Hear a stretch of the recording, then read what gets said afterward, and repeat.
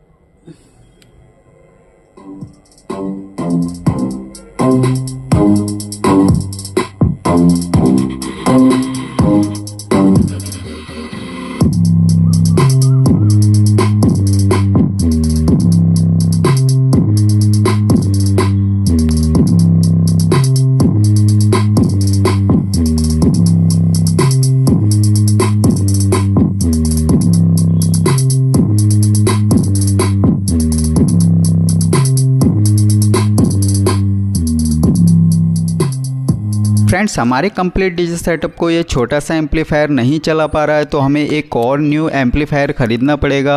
और दोस्तों आप प्लीज़ मुझे कमेंट करके बताइए कि इस पूरे डीजे सेटअप में हम किस तरीके का कलर करें, ठीक है। कौन सा कलर इसमें ज़्यादा बेहतर लगेगा, ब्लैक या फिर ऑरेंज या येलो, आप प्लीज़ कमेंट करके ज़रूर बताइए। अगर यह वीडियो आपको पसंद आया तो प्लीज़ वीडियो को लाइक ज़रूर करना, चैनल को सब्सक्राइब करना। थैंक्स फॉर वॉचिंग एंड मिलते हैं नेक्स्ट वीडियो में।